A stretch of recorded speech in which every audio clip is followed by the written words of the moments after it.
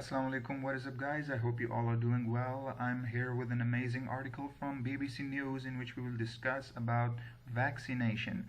In this topic we will discuss what the vaccine basically is and how they're made and how the Oxford vaccine works. So first of all, let me tell you what vaccine is. Vaccine is basically a biological preparation, you can say, that provides immunity against an infectious disease. So how does it work? The immune system recognizes vaccine as a foreign and starts making antibodies against that. When the virulent version of an agent is encountered, the body recognizes the protein code on the virus and thus is prepared to respond by killing it.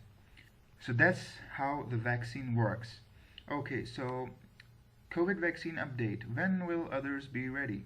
Okay, a second COVID vaccine developed by Oxford AstraZeneca has been approved for use in the UK. Now, many of you who don't know, a lot of pharmaceutical companies have been working on the production of vaccination. On top of them are AstraZeneca, Oxford, and Pfizer and Moderna. These are the top companies that are working on vaccination. Now, why do we need a vaccine? The vast majority of people are still vulnerable to coronavirus. It's only the current restrictions that are preventing more people from dying. Now, this is basically the answer to all the people who are saying that mask does not work and social distancing is just a waste of time. Well, it does work, guys. We have to follow the SOPs if we want to prevent coronavirus. A vaccine would teach our bodies to fight the infection by stopping us from catching coronavirus, or at least making COVID less deadly. Having a vaccine alongside better treatments is the exit strategy. Okay. Now, Oxford University AstraZeneca vaccine. Now, in this we will learn about all the details that Oxford University vaccine has been up to. The Oxford vaccine was approved on 30 December following trials that it stops 70% of the people developing COVID symptoms. Okay. The data also shows a strong immune response in older people.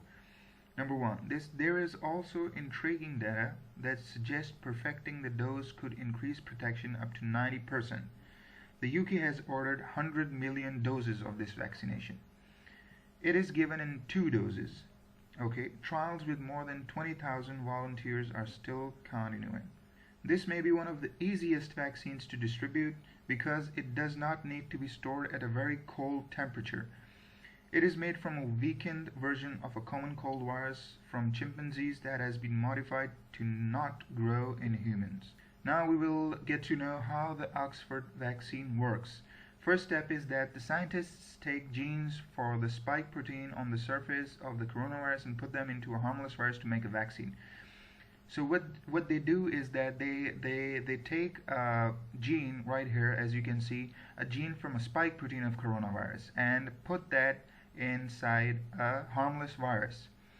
Then this is injected into the patient. This complex is injected to the patient. Then what happens? As I've already told you how the vaccine works, the vaccine enters cells which then start to produce the spike protein.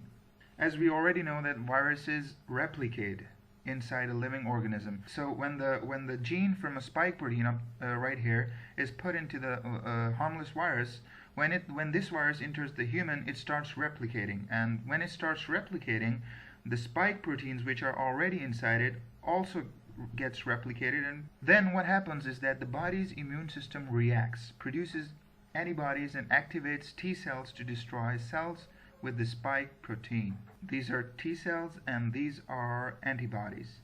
If the patient later catches coronavirus, antibodies and T cells are triggered to fight the virus, because antibodies and T cells are already produced in this previous step. So when the real agent like coronavirus comes into our system, they recognize it and attacks it and destroys it. So that's how a vaccine works. Now we will talk about the storage of the vaccine. The new vaccine would need a deep freeze delivery chain. First step. What is the first step? Vaccine sent to destination country in special dry ice packs, each holding up to 5,000 doses.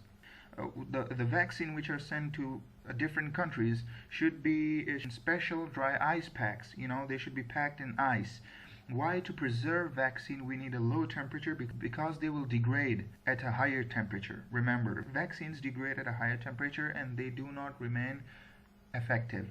Second step is the destination country can choose to store the vaccine in a freezer form for up to 6 months at minus 70 degrees centigrade. So this is probably more or less approximate temperature of the storage of vaccine. Number 3, in the unopened dry ice packs, the vaccine has 10 days to reach the vaccination center. Once delivered, the vaccine can be stored for up to 5 days in a fridge between 2 degree and 8 degree. Now the question arises, who will get the vaccine first? This depends on where COVID is spreading, when the vaccine becomes available, and in which groups each is most effective. Older care homes residents and staff top the UK's preliminary priority list, followed by health workers like hospital staff and over 80s.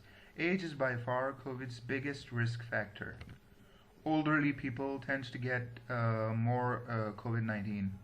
Now you guys might think that, wow, everything seems perfect, everything sounds great, but why don't we get the vaccine? Well, here's the answer. What still needs to be done? Trials must show vaccines are safe. The trials, there are basically 4 phases, 4 trials before the vaccine comes into existence.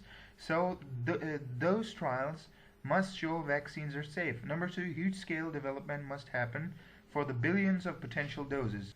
Regulators must approve the vaccine before it can be given.